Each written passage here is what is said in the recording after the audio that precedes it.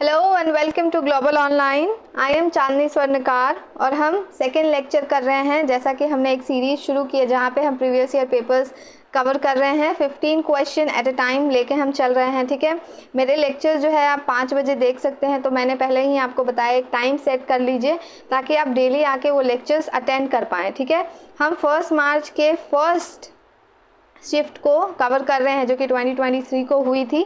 ठीक है, सबसे पहले हम यही कवर करेंगे।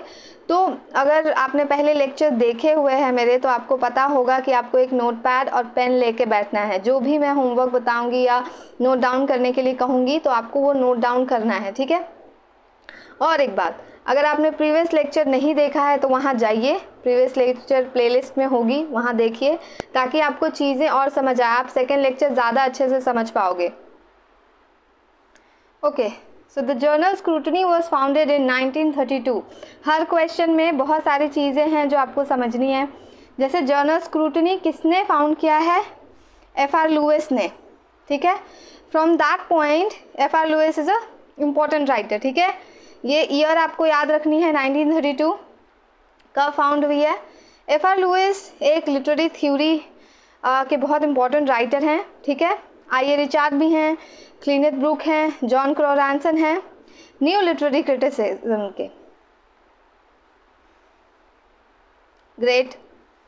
नाउ हर राइटर ने बहुत सारे थ्योरीज दिए हुए हैं। जैसे आई.ए. रिचार्ड ने कौन कौन से थ्योरीज दिए हैं?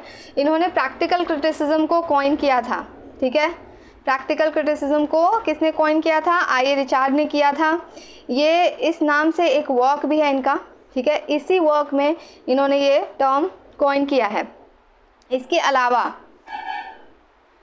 अलावा जो दो इम्पॉर्टेंट कॉन्सेप्ट्स हैं उन्होंने दी है, जो हैं फर्स्ट मैं बता दूं 4 काइंड्स ऑफ मीनिंग। ठीक है, 4 काइंड्स ऑफ मीनिंग आपको सर्च करना है और कौन कौन से 4 काइंड्स ऑफ मीनिंग इन्होंने बताए हैं वो आपको याद रखनी है। ठीक है, दूसरी जो कॉन्सेप्ट है वो कौन सी है? 2 uses of language.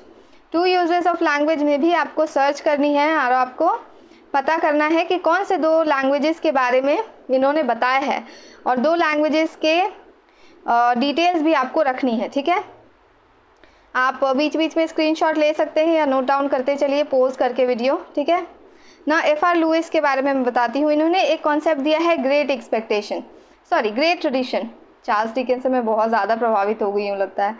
Great tradition. ठीक है, इन्होंने इसमें क्या किया है कि कुछ ग्रेट राइटर्स के एग्जाम्पल दिए हैं और कहा है कि जो ये राइटर्स को फॉलो नहीं करते हैं वो ग्रेट राइटर्स नहीं हैं, वो अच्छे राइटर्स नहीं हैं, और जो ये राइटर्स को फॉलो करते हैं उनके वर्क्स बहुत अच्छे हैं। ठीक है, and he means that you have to follow those writers while writing a book novel.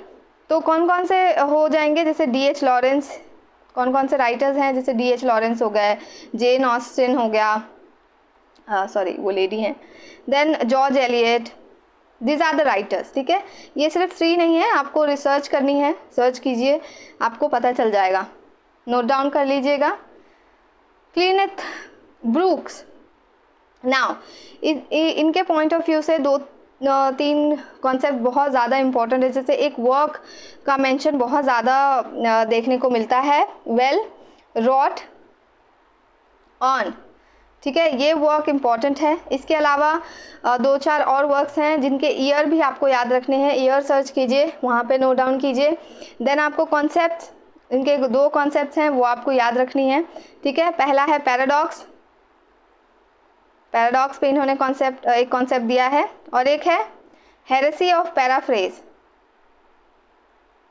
ठीक है, ये आपको समझनी है। अगर इस पर क्वेश्चंस आएंगे तो मैं आपको करवा दूंगी, फिलहाल आप खुद से कीजिए। ठीक है, सारे हो गए? नो। हाँ, जॉन क्रॉ रैंसन पे आते हैं। जॉन क्रॉ रैंसन भी literary criticism, new literary criticism जो है उनके एक इम्पॉर्टेंट राइटर हैं। ठीक है, नाउ क्रिटिक भी बोल सकते हैं हम, क्योंकि इन्होंने वर्क्स भी लिखे हुए हैं और क्रिटिसिज्म भी की हुई है। और इन्होंने 2 तरह के, मतलब एक पोएम को 3 पार्ट्स में डिवाइड किया है और कहा है 3 काइंड्स ऑफ पोएम्स होते हैं। कौन कौन से? पहला होता है फिजिकल पोएम। ठीक है, एक होता है प्लेटोनिक पोएम और थर्ड होता है मेटाफिजिकल पोएम, ये आपको याद रखनी है और ये भी समझना है कि ये तीनों का मतलब क्या है इस थ्योरी में। ग्रेट, नाउ आगे बढ़ते हैं, ठीक है। Samuel Pepys claim to fame rests on his. The question is asking you that Samuel Pepys को किस चीज़ से फेम मिला है, ठीक है। तो मैंने आपको पहले बताया था कि सैमुअल पेपी के बारे में आप जब भी बात करते हो ना इस राइटर के बारे में, तो आपको याद रखना है कि डायरी के लिए बहुत ज़्यादा फेमस थे। इसीलिए मैंने पहले ही आपको बताया कि आपको लेक्चर 1 पहले देखना है, फिर आप सेकंड लेक्चर में आइएगा, ठीक है। तो diary is the correct answer. But biography भी आप समझ लीजिए, बायोग्राफी, ऑटोबायोग्राफी, स्पेक्युलेटिव फिक्शन क्या होता है। बायोग्राफी जब आप किसी की जीवनी लिखते हो, जीवन के बारे में पूरी जो कथा होती है। ऑटोबायोग्राफी बेसिकली आत्मकथा होती है।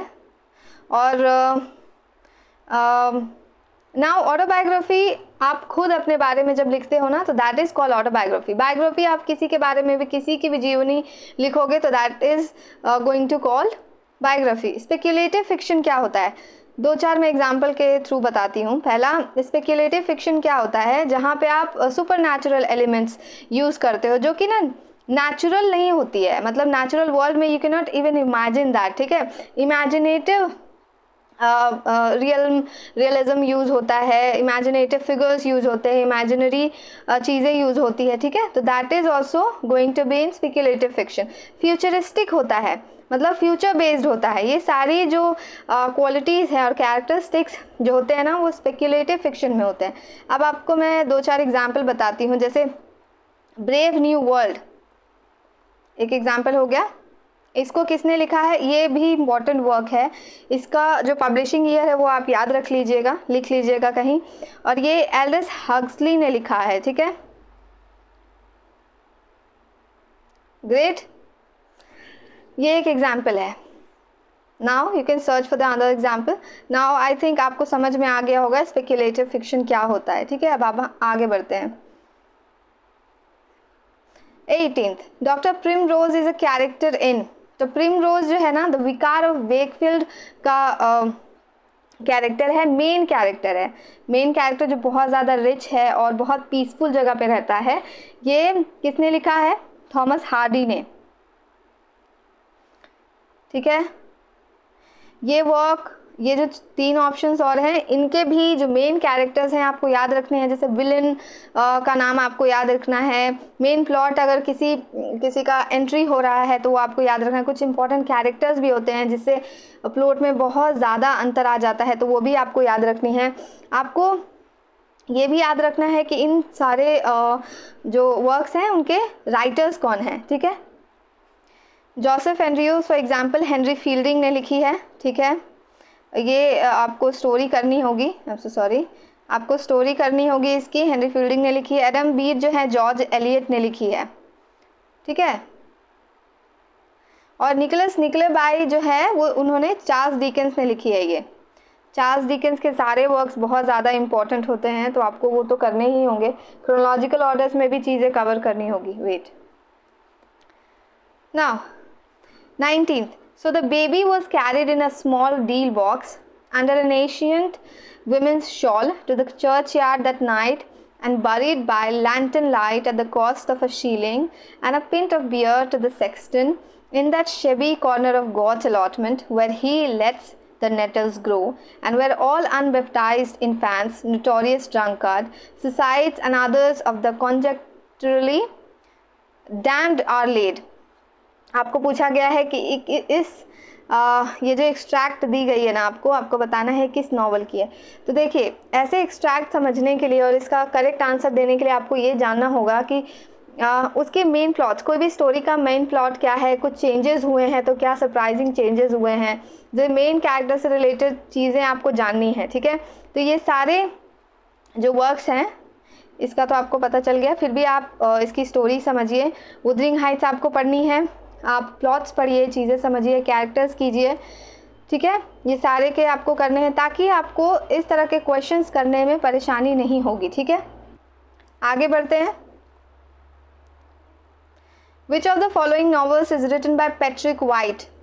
ये एक अफ्रीकन राइटर हैं, पोस्ट कॉलोनियल लिटरेचर में भी कवर होते हैं, ठीक है। आपको इनको पढ़ना ही है। इनके बहुत सारे वर्क्स हैं, जैसे बोस हो गया, the tree of man if I am not wrong, और man of tree, I don't remember that way, but you can just search on that, ठीक है, आप सर्च कर लीजिए। यहाँ पे बहुत सारे वर्क्स हैं, जैसे द स्टोन एंजल हो गया, द हैंडमेड्स टेल हो गया, क्राई द बिलव्ड कंट्री। ये सारे जो राइटर्स हैं इनको आपको याद रखना है कि ये वर्क किसने लिखा है। जैसे फॉर एग्जांपल मैं ये बता देती हूँ, इन्होंने लिखा है मार्गरेट अटवुड ने, ठीक है। इसके अलावा जो वर्क्स हैं आपको पता करना है कि किसने लिखा है और नोट डाउन कीजिए। The vivisector of course Patrick White ने लिखा है, तो second is the correct answer, right. Now I hope कि आप नोट डाउन कर रहे होंगे और very attentively you are attending the class. 21st, which among the following is not written by Kamala Markandaya. अब पहले ही मैंने बताया था कि कुछ इंडियन राइटर्स बहुत इंपॉर्टेंट होते हैं, ठीक है। उस हिसाब से कमला मार्कंडेय भी बहुत इंपॉर्टेंट राइटर हैं।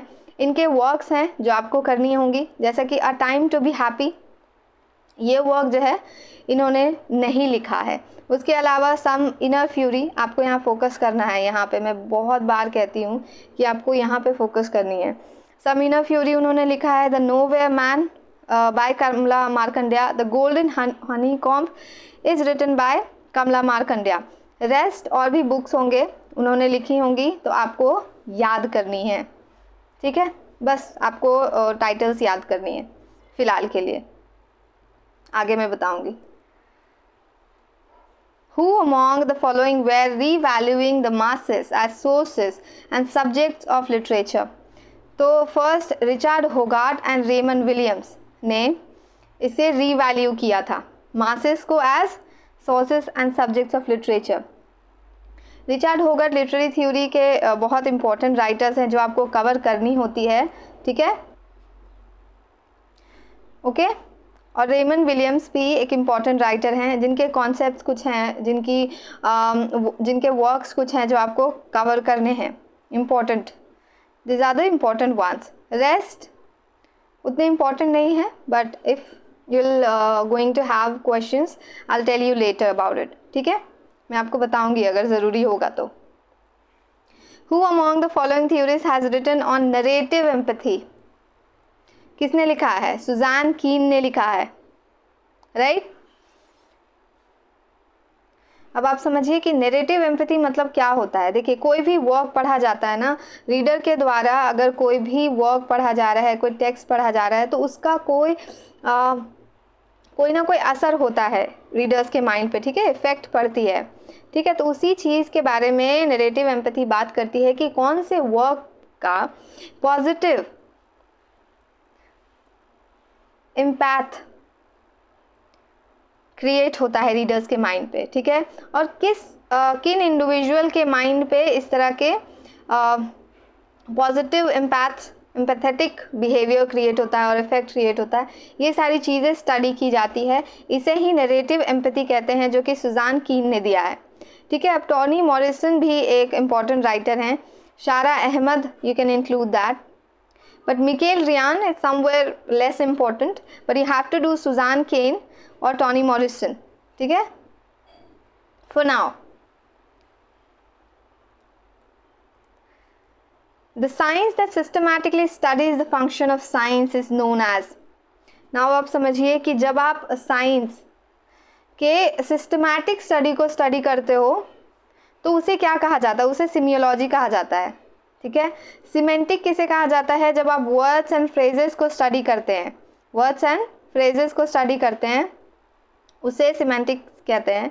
स्क्रिप्टोरिया किसे कहते हैं? जब आप किसी मोनेस्ट्री में बैठे हैं और वहाँ पे किसी तरह के मोनोस्क्रिप्ट को आप क्या कर रहे हो, या तो कॉपी कर रहे हो या फिर टेक्स्ट लिख रहे हो, ठीक है, तो उसे हम स्क्रिप्टोरिया कहते हैं। सिस्मोग्राफी एक तरह का डिवाइस होता है, जब अर्थक्वेक आता है ना, तो मोशन चेक करने के लिए हम सिस्मोग्राफी यूज़ करते हैं। ये ऑप्शन तो I don't think it belongs to literature, but still there is, to confuse you. Who among the following first framed the theory of general hermeneutics? सबसे पहले जो चीज़ समझनी है आपको कि हर्मेनॉटिक्स का जो कॉन्सेप्ट है किसने फ्रेम किया है, ठीक है। सबसे पहले किसने फ्रेम किया था, तो फ्रेडरिक ने किया है, ठीक है। ये तो आप समझ गए। इसके अलावा आपको समझना है कि हर्मेनॉटिक्स मतलब होता क्या है, ये थ्योरी कहती क्या है। तो it is called the art of understanding. It just talks about understanding. आप दूसरे की भावनाओं को, दूसरे के शब्दों को कितनी अच्छी तरह से समझते हैं, दैट इज़ कॉल्ड हर्मेनॉटिक्स, ठीक है, in simple language. Now E D Hirsch ने भी एक कॉन्सेप्ट दिया है जो कि आपको जाननी है, जैसे एजुकेशनल थ्योरी। इन्होंने कौन सा कॉन्सेप्ट दिया है, एजुकेशनल थ्योरी, ठीक है। इसमें बहुत सारे कलेक्शन ऑफ थ्योरीज है जहाँ पे बताया जाता है कि एजुकेशन एंड लर्निंग का क्या पर्पस है, ठीक है, कैसे इसे इंटरप्रेट किया जा सकता है, कैसे इसे अप्लाई किया जा सकता है, ये सारी चीज़ों के बारे में बात करती है क्या, एजुकेशनल थ्योरी, ठीक है। I don't think I am very neat kind of person, so I am just creating a mess, not just forget about it. E D Hirsch, ठीक है, एजुकेशनल थ्योरी आप याद रखिए, जहाँ पे हम एक्सप्लेन करते हैं एप्लीकेशन हो गया, इंटरप्रिटेशन, पर्पस हो गया, लर्निंग एंड एजुकेशन के बारे में, ठीक है। ये क्यों ज़रूरी है, क्यों इंटरप्रेट करना है, क्या पर्पस होता है, कैसे अप्लाई करना है, ये सारी चीज़ें हम समझते हैं। फ्रेडरिक टी शोशॉर के बारे में हम बात करते हैं तो ये भी लिटरेरी थ्योरी में बहुत इंपॉर्टेंट राइटर हैं। इन्होंने कॉन्सेप्ट दिया है जैसे लॉन्ग एंड पैरोल का, ठीक है। इन्होंने और एक कॉन्सेप्ट दिया था जहाँ पे इन्होंने साइन को एक्सप्लेन किया है, साइन, कॉन्सेप्ट ऑफ साइन इन्होंने दिया है। विल्हेम डिल्थे, ठीक है, इन्होंने भी एक कॉन्सेप्ट दिया है जो कि इम्पॉर्टेंट है, जैसे कि इन्होंने क्या बताया है, सिंपली इन्होंने बताया है कि नेचुरल एंड ह्यूमन साइंस में क्या फ़र्क होता है, ठीक है। इन्होंने बताया है कि नेचुरल एंड ह्यूमन साइंस में क्या फ़र्क होता है, ठीक। इन्होंने कहा है कि नेचुरल जो होता है ना वो ह्यूमन साइंस से डिफरेंट होता है। जब आप ह्यूमन बीइंग को समझने की कोशिश करते हो या फिर इंट्रोस्पेक्ट करते हो ना, तो आप उसे बहुत अच्छे से ग्रास्प नहीं कर पाते। जब आप उसकी हिस्ट्री समझते हो, जब आपको उसकी हिस्ट्री की नॉलेज होती है, तब आप ह्यूमन बीइंग्स को बहुत अच्छे से ग्रास्प कर सकते हो, उसे बहुत अच्छे से समझ सकते हो। यही विल्हेम डिल्थे का कॉन्सेप्ट था, ठीक है, क्लियर, ग्रेट। आपको समझ में नहीं आई होगी चीज़ें, आपको फास्ट फॉरवर्ड लग रही होगी, तो आप क्या कीजिएगा, आप कमेंट कीजिएगा, ठीक है, और या तो दोबारा से वीडियो देखिए, चीज़ें क्लियर होगी। Ronald Barthes's image music text was published in 1977। तो रोनाल्ड बार्थ्स भी लिटरेरी थ्योरी के बहुत इंपॉर्टेंट राइटर हैं। तो देखिए, थ्योरी से, लिटरेरी थ्योरी से बहुत क्वेश्चन आते हैं, तो आपको ये चीज़ बहुत अच्छे से समझनी है कि ये एक इम्पॉर्टेंट टॉपिक है जब आप नेट की प्रिपरेशन करते हैं, ठीक है। रोनाल्ड बार्थ्स के एक ये जो वर्क है इमेज म्यूजिक एंड टेक्स्ट 1977 को पब्लिश हुई है। 2-4 और वर्क्स हैं, ठीक है, मैं कुछ एग्जाम्पल्स दे देती हूँ, जैसे कि माइथोलॉजीज हो गया, ठीक है, जो कि 1957 में पब्लिश हुई है। Then death of the author हो गया, डेथ ऑफ द ऑथर हो गया, जो कि कब पब्लिश हुई है, 1967 को, ठीक है। S/Z पब्लिश हुई 1970 को, ये आपको नोट करना है।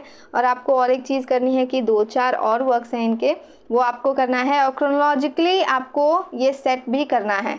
आपको ऐसे ही कोई भी वर्क किसी के भी नीचे नहीं लिखना, क्रोनोलॉजिकली आप सेट करके रखिए, ताकि आप चीज़ें रिवीजन के टाइम देखो भी ना तो आपको जल्दी से याद हो, ठीक है। Now, who among the following distinguished the constators from the performatives? Right? What is constators? Wait. What is constators or performatives? Constative basically बात करता है सही और गलत के कॉन्सेप्ट के बारे में, ठीक है, सिंपली ट्रू और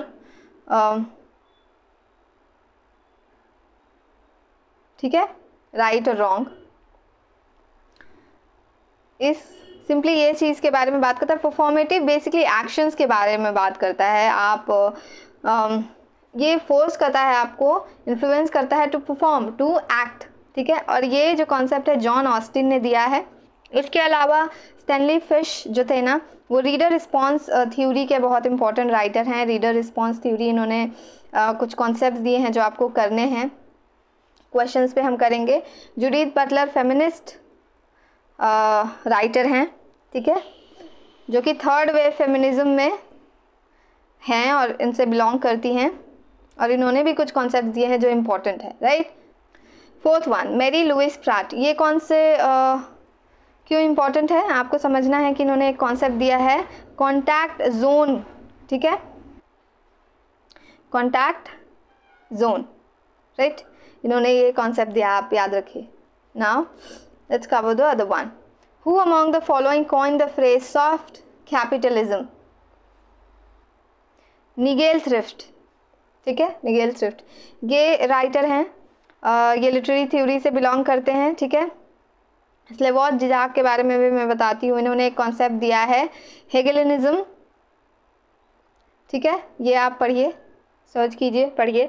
लुइस अल्थुसर ने एक कॉन्सेप्ट दिया है, वैसे इन्होंने दो कॉन्सेप्ट दिए हैं जो आपके लिए इम्पोर्टेंट है, जैसे स्टेटस एपेरेटिस, ठीक है, देन इंटरपोलेशन आपको करनी है। 2-4 इनके वर्क्स हैं जो कि आपको याद रखनी है। ये हो गया स्लेवोज जिजाक, निगेल थ्रिफ्ट, टेरी ईगल्टन भी जैसे मैंने बताया कि लिटरेरी थ्योरी जब आप पढ़ते हो तो ये एक इम्पॉर्टेंट राइटर है। एक दो इनके भी थ्योरीज हैं जो आपको करनी होंगी। To whom is the term thick description attributed? तो क्लिफोर्ड गिब्स, it is attributed to whom? Clifford गिब्स, ठीक है, ये हो गया। बाकी जो ऑप्शंस हैं आपको उतने इम्पोर्टेंट नहीं है, आपको नहीं करना है फ़िलहाल के लिए, जब मैं बताऊंगी तब आप कीजिएगा, ठीक है। फ़िलहाल आप ये समझिए कि थिक डिस्क्रिप्शन क्या होता है। किसी वर्ड के बारे में हम इतनी चीज़ें बता दें, डिस्क्राइब कर दें उसके कल्चर के बारे में कि लोग जो उस कल्चर में बिलोंग भी नहीं करते हैं ना, वो भी चीज़ें समझ पाएँ, ठीक है। That means thick description, that means giving a thick description to something. ये वर्ड हो गया, कॉन्सेप्ट हो गया, ठीक है। Now, the subject matter of cultural studies as it emerged as a proto-discipline in the 1960s was predominantly exploration of popular culture. तो जब आप कल्चरल स्टडीज़ पढ़ोगे तो बहुत सारी चीज़ें आपको समझनी है, जैसे हाई कल्चर कौन से होते हैं और पॉपुलर कल्चर्स कौन से होते हैं, ठीक है, ये सारी चीज़ें आपको समझनी है। नाउ हाई कल्चर क्या होता है? जो एलीट क्लास, जो रिच लोग होते हैं ना, वो फॉलो करते हैं, वो ज़्यादातर लोग फॉलो नहीं कर पाते, उनका खुद का बनाया हुआ एक कल्चर होता है। पॉपुलर कल्चर जहाँ पे मिडिल क्लास लोग, ज़्यादातर जो जनसंख्या होती है वो फॉलो कर रहे होते हैं, उस तरह के कल्चर को हम पॉपुलर कल्चर कहते हैं, ठीक है। ग्रेट। ना सबल्टन हिस्ट्री समझ लीजिए। सबल्टन मतलब होता क्या है, जो बेसिकली नीचे स्तर के लोग होते हैं या फिर जिनके पास सुविधाएं कम होती हैं, उस तरह के लोगों को सबल्टन कहा जाता है। उनकी हिस्ट्री, नीचे स्तर मतलब फाइनेंशियली जो होते हैं, ठीक है, जिनके पास सुविधा कम है, एक्सप्लोर वो ज़्यादा नहीं कर पाते, वैसे लोगों को एक सबल्टन कहते हैं। तो सबल्टन हिस्ट्री मतलब उनकी हिस्ट्री। कंटेम्प्रेरी पॉलिटिक्स मतलब प्रेजेंट टाइम के बारे में बात हो रहा है। If you are living in 19th century and you talking about contemporary writers, तो आप 19th सेंचुरी के जो राइटर्स हैं ना, उनके बारे में बात कर रहे होते हैं, ठीक है। अगर मैं बोलूँगी कंटेम्प्रेरी पॉलिटिक्स, तो मैं अभी के पॉलिटिक्स के बारे में बात कर रही हूँ, जिस एज में मैं हूँ, ठीक है। जैसे बीजेपी हो गई, कांग्रेस हो गया, एंड और भी बहुत सारे, ठीक है। आई होप चीज़ें क्लियर हुई होगी, आपने नोट किया होगा जैसा मैंने बताया है। सारी चीज़ें अगर आपको समझ नहीं आई होगी तो आप दोबारा से पॉज करिए वीडियो को, दोबारा से प्ले करिए वीडियो को, चीज़ें समझिए, चीज़ें नोट डाउन कीजिए। हर पॉइंट जो मैंने बताया है सब आपको नोट डाउन करना है, कुछ भी आप स्किप करना अफोर्ड नहीं कर सकते हो, ठीक है। So now we have completed our second lecture also, ठीक है। तो हम मिलते हैं नेक्स्ट लेक्चर पे। आप जितने भी होमवर्क्स आपको दिए गए हैं आप कीजिए, ठीक है। All the best for now, we'll meet in the third lecture, right? Thank you so much.